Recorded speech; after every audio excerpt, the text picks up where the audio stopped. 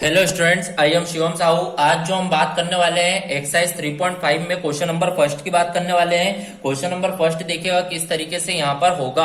Question number first लिखा हुआ है, which of the following pair of a linear equation has unique solution, no solution और infinite many solution. इसका मतलब आपको यहाँ पर यह बताना है कि कौन सी ये जो आपको लीनियर इक्वेशन गिवन है ये यूनिक सॉल्यूशन है, नो सॉल्यूशन है या मेनी सॉल्यूशन है। Okay, in case there is a unique solution find it by cross multiplication method. इन लोगों ने बोला है यदि आपका आंसर यूनिक सॉल्यूशन आता है तो उसे आपको कैसे सॉल्व करना होगा, क्रॉस मल्टीप्लिकेशन से सॉल्व करना होगा। ओके, तो यहाँ पर क्रॉस मल्टीप्लिकेशन मेथड न्यू है इस एक्सरसाइज के लिए, तो ध्यान से समझिएगा कि क्रॉस मल्टीप्लिकेशन मेथड किस तरीके से की जाती है। ओके, तो यहाँ पर स्टार्ट करते हैं क्वेश्चन नंबर फर्स्ट से।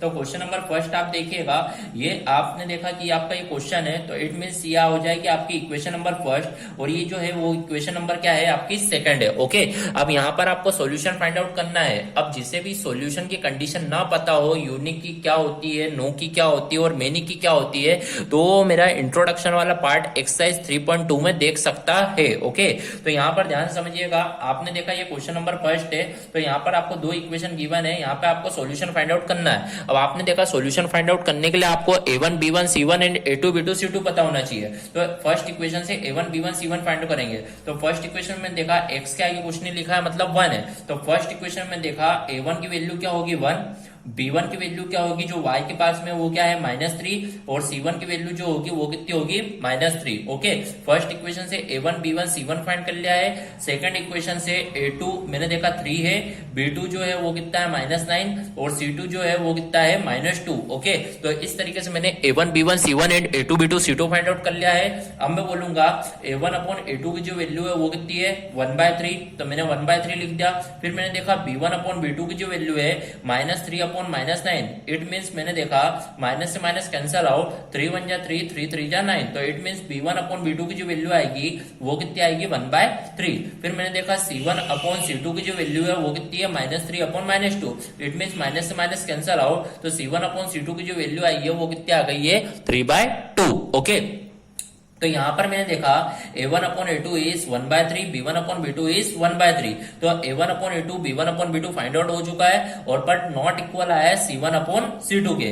तो आपको पता होना चाहिए a1 अपॉन a2 यदि इक्वल है b1 अपॉन b2 के पर नॉट इक्वल है c1 अपॉन c2 के, तो इस वाली कंडीशन को अपन क्या बोलते हैं, नो सॉल्यूशन। ओके, तो इस तरीके से अपन ने देखा फर्स्ट वाले पार्ट में जो अपन ने सॉल्यूशन फाइंड आउट करा है तो उसका आंसर क्या आया है, नो सॉल्यूशन। ओके, तो इस तरीके से फर्स्ट वाले पार्ट का आंसर आ चुका है नो सॉल्यूशन। इन लोगों ने बोला है यदि यूनिक सॉल्यूशन आएगा तो क्रॉस मल्टीप्लिकेशन में करना है और यदि नो और मेनी आता है तो उसका कुछ भी नहीं करना है। ओके, तो ये इस तरीके से अपना फर्स्ट पार्ट का जो आंसर है वो नो सॉल्यूशन आ चुका है। बढ़ते अपने नेक्स्ट पार्ट की ओर। नेक्स्ट पार्ट अपन देखेंगे, यहाँ पर लिखा हुआ है here our first equation is 2x + y = 5, तो इट मींस मैंने देखा फर्स्ट इक्वेशन ये रही, सेकंड इक्वेशन क्या है 3x + 2y = 8, it means this is our equation number second. Okay, अब यहाँ पर भी मैंने देखा सॉल्यूशन फाइंड आउट करने के लिए a1 b1 c1 a2 b2 c2 find out करना होगा, पर यहां पर मैंने देखा जब भी मेरे को a1 b1 c1 a2 b2 c2 find out करना होता है तो सबसे पहले इक्वेशन के इक्वल टू में आपको 0 बनाना होता है। तो यहां पर मैं देखूंगा फर्स्ट इक्वेशन में 2x + y, 5 इधर आया -5 = 0, तो this is our equation number first. जब भी आप सॉल्यूशन फाइंड कर रहे हो a1 b1 c1 a2 b2 c2 की जब भी आप वैल्यू फाइंड कर रहे हो तो आपको इक्वल के उधर 0 बनाना होता है। ओके, तो इस तरीके से मैंने फर्स्ट इक्वेशन में इक्वल टू 0 कर दिया। सेकंड इक्वेशन में 3x + 2y +8 इधर आया -8 = 0, so this is our equation number second. तो इस तरीके से मैंने फर्स्ट इक्वेशन और सेकंड इक्वेशन में इक्वल टू 0 कर दिया है। अब यहाँ पर a1 b1 c1 a2 b2 c2 की वैल्यू मैं फाइंड आउट करूंगा। फर्स्ट इक्वेशन में मैंने देखा a1 की जो वैल्यू है वो कितनी है 2, b1 की वैल्यू क्या होती है जो y के पास में लिखी हो, y के पास कुछ नहीं है मतलब 1, तो इट मींस b1 की वैल्यू 1, c1 की वैल्यू क्या है -5, तो a1 b1 c1 आ चुका है। फिर मैं देखा a2 जो है वो 3 है, b2 जो है वो कितना है 2 है, देन c2 जो है वो कितना है -8, तो इट मींस मैंने देखा a1 b1 c1 a2 b2 c2 की वैल्यू फाइंड आउट हो चुकी है। अब मैंने देखा यहाँ पर a1 अपॉन a2 की जो वैल्यू आई है वो कितनी है 2/3, देन फिर मैंने देखा b1 अपॉन b2 की जो वैल्यू आई है वो कितनी आई है 1/2। ओके, तो इस तरीके से b1 अपॉन b2 भी आ चुका है। c1 अपॉन c2 की जो वैल्यू आई है वो कितनी आ गई है -5 अपॉन -8। तो इस तरीके से मेरी c1 अपॉन c2 की भी वैल्यू फाइंड आउट हो चुकी है। ओके, अब यहाँ पर देखना है कि ये कौन सा सॉल्यूशन है। तो यहाँ पर मैं देखूंगा a1 अपॉन a2 2/3 है, b1 अपॉन b2 1/2 है। तो इस तरीके से मैंने देखा a1 अपॉन a2 जो है वो नॉट इक्वल आया b1 अपॉन b2 के। तो मैंने पहले देख लिया नॉट इक्वल है, तो तीसरे पे जाने की जरूरत ही नहीं है। तो a1 upon a2 is not equal to b1 upon b2। तो यदि ये आ गया है तो इसको अपन क्या बोलते हैं, यूनिक सॉल्यूशन। क्या बोलते हैं, यूनिक सॉल्यूशन। तो इट मींस मैंने देखा जो मेरा सेकंड वाला पार्ट है उसका आंसर क्या है, यूनिक सॉल्यूशन। अब क्वेश्चन में बोला गया है, एक कंडीशन गिवन है अपने को यहाँ पर कि यदि in the case there is a unique solution find it by cross multiplication method. इन लोगों ने बोला है कि यदि आपका आंसर यूनिक सॉल्यूशन आता है तो आपको क्रॉस मल्टीप्लिकेशन मेथड से सॉल्व करना होगा।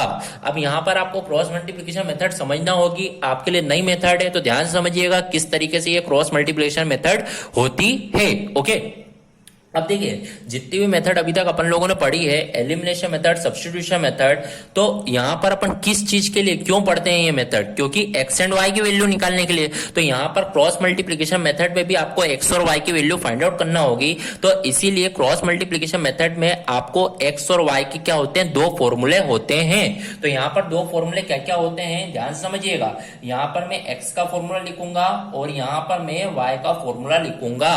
ओके, तो ध्यान से समझिएगा एक्स और वाई का फॉर्मूला क्या होता है क्रॉस मल्टीप्लिकेशन मेथड में। देखिएगा अब मैं यहां पर थोड़ा सा एक रफली में समझा रहा हूं। जैसे आप बचपन से पढ़ के आए हैं, ए के बाद आता है बी, बी के बाद आपका क्या आता है सी। ओके, ये आप पढ़ते हुए आए हैं। ओके, तो सबसे पहले पढ़ते हैं ए से, ए के बाद आता है बी, बी के बाद आता है सी, फिर सी, ऐसा चलते जाता है। ओके, तो आपको मैं एक ट्रिक बता रहा हूं एक्स और वाई के फॉर्मूले की। तो यहां पर ध्यान समझिएगा, ए के बाद बी, बी के बाद सी आता है। ओके, मान लिया।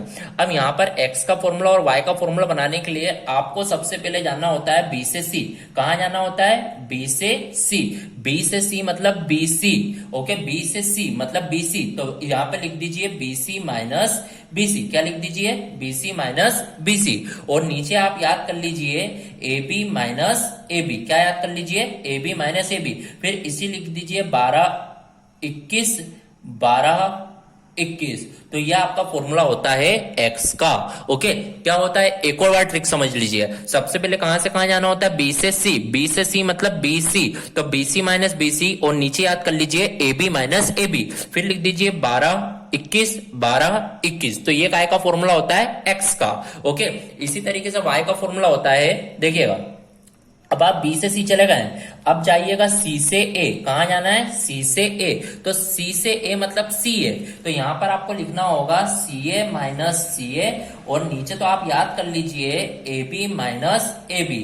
तो इस तरीके से आप देखेंगे ये वाई का फॉर्मूला होगा। ओके, तो यहां पर भी आपको लिखना होगा 12 21 12 21। ओके, तो इस तरीके से आपको एक्स और वाई का फॉर्मूला लर्न करना होगा। ओके, तो आपने इस तरीके से एक्स एंड वाई का फॉर्मूला बना लिया है। अब आपको यहां पर क्या करना होगा, वैल्यू को पुटअप करना होगा।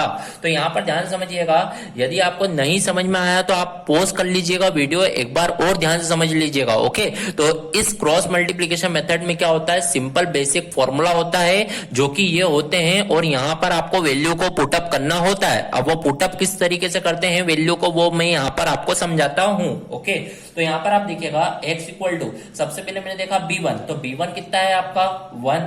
फिर मैंने देखा c2, c2 कितना है आपका -8। फिर मैंने देखा ये माइनस फॉर्मूले का माइनस लगा दिया, देन माइनस के बाद आप ब्रैकेट लगा दीजिए। फिर आपने देखा b2 है, तो b2 कितना है आपका 2। देन फिर आप देखेंगे c1, c1 कितना है आपका -5। फिर आप देखेंगे होल अपॉन में A1 जो है वो कितना है आपका 2। देन फिर आप देखेंगे B2 जो है वो कितना है 2। फिर माइनस का साइन लगा दीजिए, माइनस के बाद ब्रैकेट। देन A2 जो है वो कितना है आपका 3। देन B1 जो है वो कितना है आपका 1। तो इस तरीके से आपने सारी वैल्यू को क्या कर दिया, पुटअप कर दिया है। अब इससे आपको क्या करना होगा, सॉल्व करना होगा। तो यहाँ पर देखिए किस तरीके से मैं करता हूं। 8 1 जा 8, माइनस में 8, देन फिर आप देखें माइनस 2 5 जा 10, पर माइनस 10 है तो माइनस माइनस ये क्या हो जाएगा प्लस 10। ओके, फिर होल अपॉन में आप देखेंगे 2 2 जा 4, देन 3 1 जा 3 मतलब माइनस 3। तो इस तरीके से आप देखेंगे x इक्वल टू हुआ प्लस माइनस माइनस 10 में से 8 का तो मतलब 2, बड़े के आगे प्लस तो मतलब 2, होल अपॉन में 4 में 3 का 1। इट मीन्स जो x की जो वैल्यू आएगी वो कितनी आएगी आपकी 2 फाइंड आउट होगी।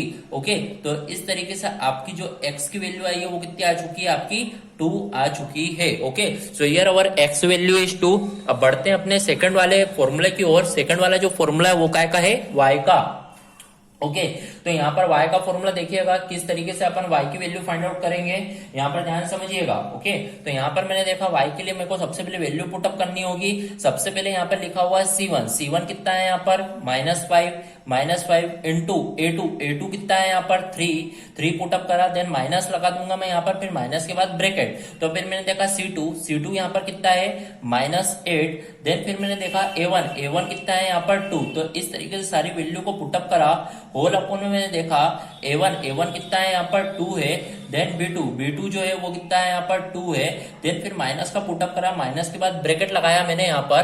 तो यहाँ पर मैं देखूंगा माइनस के बाद में a2 लिखा हुआ है, तो a2 कितना है यहाँ पर 3 है, तो यहाँ पर मैं पुटअप करूंगा मल्टीप्लाई a2 में काय का करना b1, तो b1 का है 1 है। तो इस तरीके से सिर्फ आपको वैल्यू को पुटअप करना है। ओके, तो फिर यहाँ पर आप देखिएगा जो y की वैल्यू फाइंड आउट होगी बस आपको सॉल्व करना है। 5 3 15 माइनस में है तो -15, देन माइनस 8 2 या 16, बट माइनस माइनस यहाँ पे क्या हो जाएगा +16, होल अपॉन में आप देखेंगे 2 2 जा 4 माइनस 3 1 जा 3। तो इस तरीके से आप देखें y की जो वैल्यू है माइनस प्लस माइनस 16 में से 15 का 1, बड़े के आगे प्लस तो 1, होल अपॉन में 4 में 3 का 1। तो इस तरीके से आप देखेंगे फाइनली जो y की वैल्यू आएगी वो कितनी आ जाएगी 1 आएगी। ओके, तो इस तरीके से ये क्रॉस मल्टीप्लीकेशन मेथड यहाँ पर कंप्लीट होगी। Okay, so here our value of x is 2 and value of y is 1। Okay, तो यहाँ पर ये क्रॉस मल्टीप्लीकेशन कंप्लीट हुई है। Okay, so here our question number first of first part and second part of exercise 3.5 is completed. If any doubt in this method or in this question, then comment in a comment box. Okay, thank you.